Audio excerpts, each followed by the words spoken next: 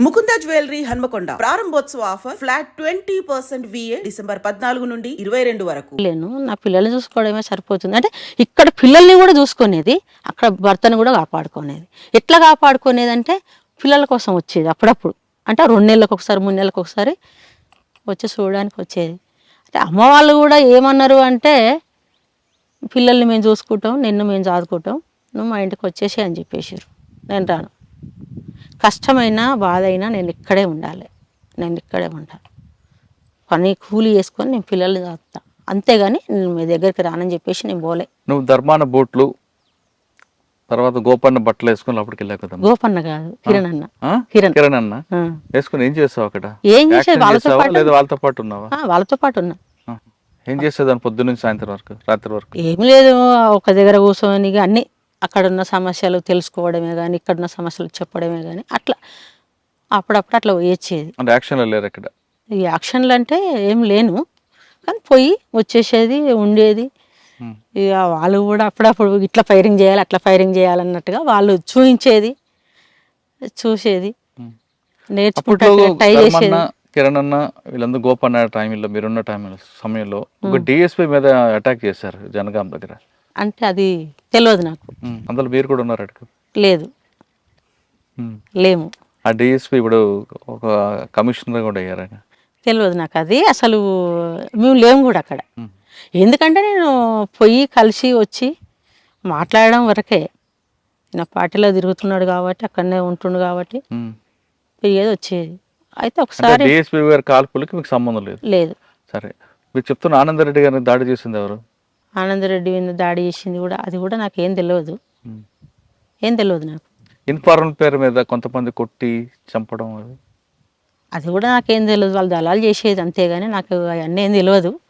అంటే కొన్ని ఈ చిన్న చిన్న సమస్యలు దాని మీద కొంచెం నాకు ఊర్లో నుంచి వాళ్ళు వీళ్ళు వచ్చి మాకు ఇలాంటి సమస్య ఉంది, ఈ భూముల సమస్య ఉంది, ఆ సమస్య ఈ సమస్య అంటే అది వాళ్ళకి నేను వివరించేది. వాళ్ళు నన్ను పిలిపించుకునేది. నేనేం కొట్టపోయేది, ఏం కొట్టపోయేది, ఎవరినే కొట్టపోయేది. ఇన్ఫార్మల్ పేరు మీద వాళ్ళని కొట్టడం తర్వాత చంపడం అందరూ కూడా ఉన్నారని మీ పేరు? లేదు, నాకు అవన్నీ ఏం తెలియదు, ఏం లేదు. పిల్లల్ని చూసుకోవడం, ఇంటి దగ్గర ఉండడం, భర్త వచ్చినప్పుడు తను వచ్చినప్పుడు నేను ఎట్లా మళ్ళీ పంపించేయాలి అనే ఆలోచనతోటి ఆయన కాపాడుకోవడమే జరిగింది. ఒకసారి మీ భర్త ఇంటికి వచ్చిన సమయంలో పోలీసులకు అటాక్ చేస్తారు మీ ఇంటి మీదకి, ఎలా కాపాడారు? ఎలా కాపాడినా అంటే మాకు అసలు ఆ రోజు ఏం జరిగింది చెప్పండి. ఏం జరిగింది అని అంటే భూమిలో తాళ్ళు ఉన్నాయి, తాటి చెట్లు ఉన్నాయి. బిల్లింగంపల్లి కంపెనీకి కళ్ళు పోసేది, లారొచ్చి పోసుకుపోయేది రోజు. అయితే మాకు కూడా రోజు వాళ్ళ కంపెనీ వాళ్ళు ఏం చేసేదంటే రోజు ఒక ఇంత బుడ్డి అంటే అది ఉంటుంది కదా కుండ, దాంట్లో కళ్ళు పంపించేసేది. మేము తాగకున్నా సరే కానీ మాకు వచ్చేది, వాళ్ళకి పంపించేసేది. మా అత్తయ్య తాగేది. అలాంటప్పుడు తీసుకొచ్చి 7 గంటలకే 8 గంటలకే వచ్చేసేది మాకు అట్లాంటిది కుండ. వచ్చేసినప్పుడు ఆ సమయంలో ఏం జరిగిందంటే అనుకోకుండా ఒక రైతు లెక్క వచ్చేసిండు ఇంట్లోకి. తను వచ్చేసినప్పుడు మాకు తెలిసిన ఒక వ్యక్తి అంజయ్ అని ఉండే, నరసింహ అని ఉండే. ఆయన అక్కడనే పక్కనే పక్క ఒక ఇంటికాడ ఉన్నాడు. చూసిండు, అరే వచ్చేసిండు కదా నేను మాట్లాడతా అన్న ఆలోచనతో ఆయన కూడా వచ్చేసిండు ఇంట్లోకి. ఆయన కూడా వచ్చేసిండు. ఆయన కూడా ఒక సానుభూతి పరుడే, వచ్చినప్పుడు నమ్మిపెట్టుడు అదో ఇదో ఉండేది. అయితే తను వచ్చి ఇంట్లో కూర్చొని ఒక 5 నిమిషాలే అయింది. వచ్చిండని చెప్పేసి నేను ఇంట్లోకి పోయినప్పుడే అప్పటికే పోలీసు వాళ్ళు వస్తుర్రు, కానీ అది మేము గమనించుకోలేదు, తన కూడా గమనించుకోకుండా వచ్చేసిండు ఇంట్లోకి. అలాంటప్పుడు వాళ్ళు ఏం చేసారంటే ఒకటేసారి 50 మంది వచ్చేసారు. 50 మంది వచ్చినప్పుడు మా అత్తయ్య బయట ఉంది. అమ్మా ఏం చేస్తున్నావు, లోపల ఎవరో వచ్చిర్రు చూడు అని చెప్పింది. నేను బయటకు వచ్చేసిన. లోపల ఉన్నాడు, నేను ఏం చేయాలి అనే ఆలోచన నాకు వచ్చింది. నేను ఎలా తప్పియాలన్నదే నాకు ఒక లక్ష్యం, కాపాడుకోవాలన్నది ఒక ధైర్యంగా నేను భయపడకుండా ఏం చేసినంటే ఎవరు ఇంట్లో ఎవరో ఉన్నారు అని చెప్పారు. అన్నప్పుడు మా అన్న సార్ అని చెప్పేసిన. మా అన్న అని అన్న. ఇంకొక అతను ఎవరు అని అడిగినప్పుడు గౌడ్స్ అని చెప్పేసిన. గౌడ్స్ ఎందుకు వచ్చిండు అని. మా అన్న వచ్చిండు, కళ్ళు తెమ్మంటే తెచ్చిండు. కళ్ళు కూడా అక్కడే ఉంది చూడండి. చూసిర్రు నిజమే అని నమ్మేసిర్రు వాళ్ళు కూడా. నమ్మేసినప్పుడు మరి మీ అన్న పేరు ఏం పేరు? ఇక వాళ్ళకు అసలు దళాములు ఉన్న పేరే చెప్పేసిన నేను. బాలయ్య సార్ మా అన్న పేరు. ఆయన పేరు ఏం పేరు? ఆయన పేరు నరసింహగా నేను రాములు అని చెప్పేసిన. మరి సరే ఇట్లా నువ్వు బయటికి రామని తనని పిలిచిర్రు. పిలిచినప్పుడు ఏమన్నాడు అని అంటే నీ పేరు ఏం పేరు అని అంటే నేను చెప్పేది గట్టిగా మాట్లాడినా కాబట్టి ఆయనకు అర్థమైపోయింది. అర్థమైపోయి నేను ఎట్లా చెప్పినో అట్లనే చెప్పిండు. మా చెల్లెని చూడడానికి నేను వచ్చిన, మా చెల్లెనే సార్ అని చెప్పేసేసిండు.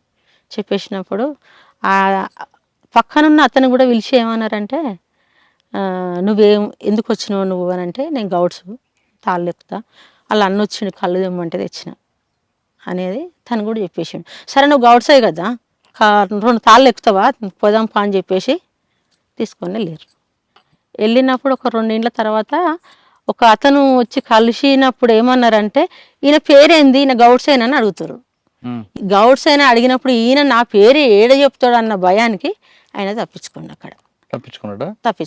అయితే ముందే ఏమైందంటే ఆ కళ్ళు ఉంది కదా ఆడ ఉన్నప్పుడు అమ్మ కళ్ళు తీయటి వాసన వస్తుంది కదా, కళ్ళు తీసుకుపోతాం మేమని అన్నారు. తీసుకుపోండి అని చెప్పేసి వాళ్ళకు ఒక బాటిల్లో నింపి ఇచ్చేసిన వాళ్ళకి. సరే మీరు కళ్ళు తీసుకోబోతుర్రు, నా దగ్గర డబ్బులు లేవు, మరి మళ్ళీ మా అన్నకి ఎట్లా తెచ్చిపోయాలా నేను అంటే ఇక ఎట్లన్నా తెచ్చిపోయాని ఒక 20 రూపాయలు ఇచ్చేసిరు వాళ్ళు నాకు. ఇచ్చేసినప్పుడు ఆ కళ్ళు తీసుకొని వెళ్ళిపోయారు. ఒక 2 ఇండ్లు వాళ్ళు దాటిర్రు, 2 ఇండ్లు దాటిర్రు. ఈయన నేను 4 ఇండ్లు దాటేసేసిన. 2 ఇండ్లు స్టార్ట్ అయినప్పుడు ఈయన 4 ఇండ్లు దాటేసిన. వెళ్ళిపోయాడు ఈయన. వెళ్ళిపోగానే ఆయన తప్పించుకున్నప్పుడు వాళ్ళు రిటర్న్ అయ్యారు. మళ్ళీ రిటర్న్ అయ్యి ఏమైందమ్మా ఉన్నోళ్ళు ఎవరు మీ అన్నేడి అని అడిగారు వాళ్ళు. అన్నేడి అన్నప్పుడు లేదు సార్ మీరు కళ్ళు లేదు కదా, మీరు తీసుకుపోయారు కదా, మీరు ఇచ్చిన డబ్బులు ఎక్కడన్నా తాగేసిపోయానంటే ఇప్పుడే పోయిండు.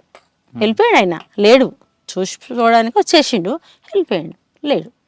లేదు ఆయన నీ భర్త, మీ అన్న కాదు, అసలు ఏంది నీ సంగతి ఏంది, నువ్వు మీ అన్నని అని చెప్పి నీ భర్తను తప్పించినావు, మీ అన్నని అని చెప్పేసి కథం అన్ని స్టేషన్లకు ఫోన్లు చేసారు. అన్ని స్టేషన్లలో దిగిరు ఇక్కడే. అప్పటికే ఒక 100 మంది వచ్చేసారు. 100 మంది వచ్చేసి 50 మంది మధ్యలో నేనున్నా. ఒక 20 ఇండ్లు తిప్పారు. ఏ ఇంట్లో దాచిపెట్టినావు, ఎక్కడ పంపించేసినావు ఏందని. అప్పుడు నేనేం భయపడతలేను, నాకు తెలియదు ఆయన మా అన్ననే, నా భర్త కాదు, మా అన్ననే అని నేను. లేదు నీ భర్తనే, నువ్వు తప్పించి మీ అన్న అయితే ఇక్కడే ఉంటాడు కదా, 2 నిమిషాలు కూడా కాలేదు, 2 నిమిషాలల్లా ఎట్లా వెళ్ళిపోతాడు మీ అన్న అనేది వాళ్ళు. ఇక వాళ్ళకు నాకు వాదన మస్తు జరిగింది. జరిగినప్పుడు అంటే 4 స్టేషన్లలో వచ్చారు, పోచంపల్లి, చౌటుపల్లి, ఒలిగొండ, భువనగిరి అన్ని స్టేషన్లలో వచ్చేసారు. మాట్లాడారు వాళ్ళు. లేదు అని నేను, వాళ్ళు వాదించుకోండి, అట్లనే నన్ను చాలా అడిగిర్రు, చాలా టైట్ చేసిర్రు. ఏంటంటే చెప్పు పట్టుకుంటాం, ఇప్పుడు నీ భర్తని పట్టుకొని చంపేస్తాం, నువ్వు చెప్తేనే చెప్పు అని అంటే ఏమన్నా వేసుకోరు, దొరికితే పట్టుకోండి, నాకు సంబంధం లేదు, మా అన్నది ఆయన అని నేను. కొట్టారు మిమ్మల్ని?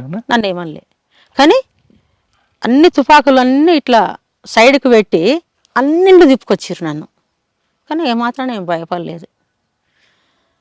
పొద్దున 9 గంటల నుంచి వెళ్ళి జరిగితే 3 అయిపోయింది. 3 గంటల దాకా తిప్పడం, మాట్లాడడం, అడగడం చాలా జరిగినాయి.